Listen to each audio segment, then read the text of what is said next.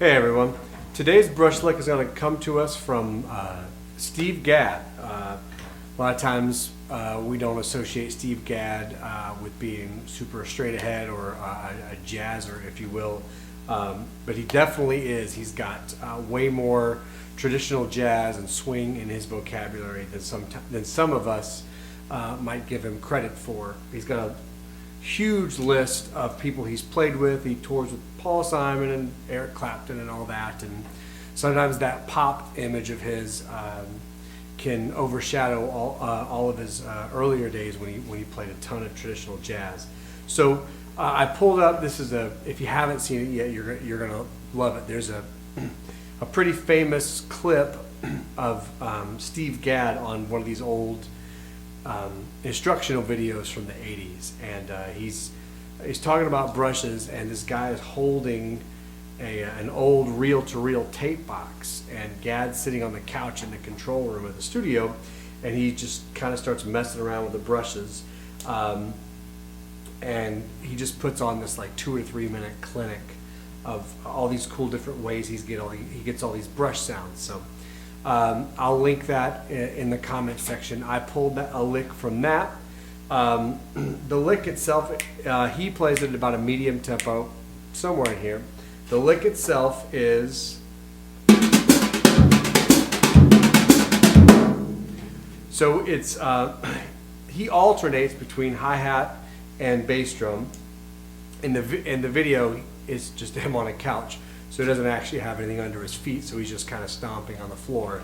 But when you check out the video, you'll easily be able to hear the lick. So the simple sticking is it's a double time lick at this tempo. So we're going to think of it as 1 E and a 2 E and a 3 E and a 4 E and a. Even though it doesn't really swing to think 1 E and a 2 E and a 3 E and a 4 E and a, is the easiest way to think of it, just in terms of where all the beats go.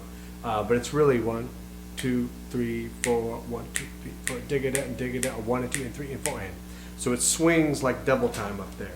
The lick is with a pickup here, 3 E and a 4 E and a 1 E and a 2 E and a 3 E and a 4 E and a, like that. So the pickup comes with the left, and then the sticking is just right, left, left. So right, left, left foot.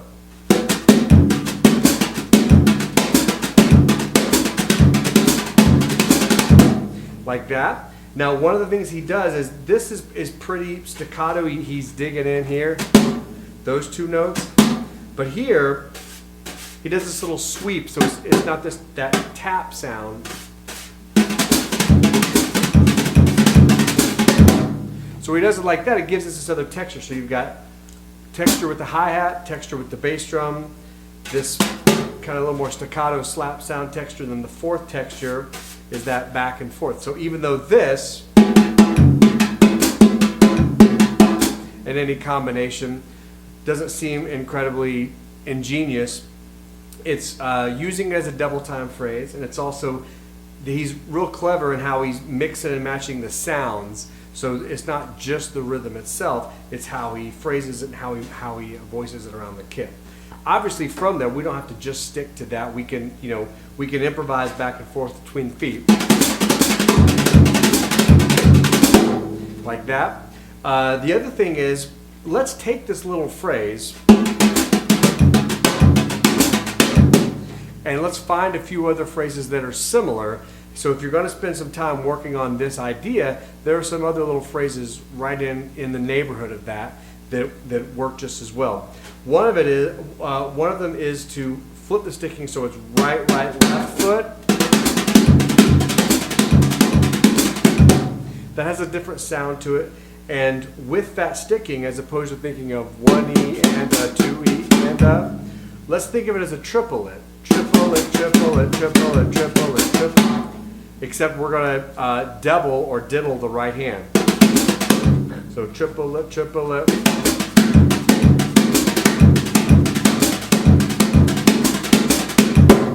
Like that. So already we have two variations. The original,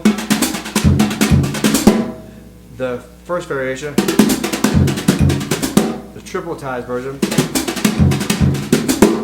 Another version is if we're going to double the right, we can also double the left. A lot of guys play that. Elvin likes to play that. You can double it like that. Right, left, left. It also sounds cool to single it.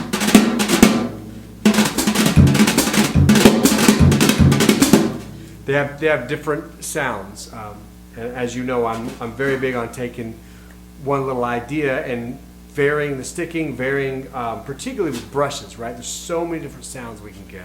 We can get a nice staccato sound, an open sound,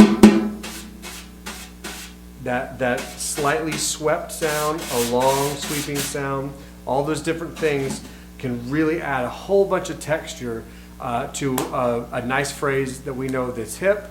Let's find all these other layers in there so that we can mix and match those with really only still dealing with the same, like one singular idea, and then all these other layers of it. And that gives us flexibility when it comes time to solo. All right, check out that Steve Gadd clip. It's pretty famous by now, and I think you're going to really enjoy it. And I think that lick's going to be a lot of fun to mess around with. Okay, good luck.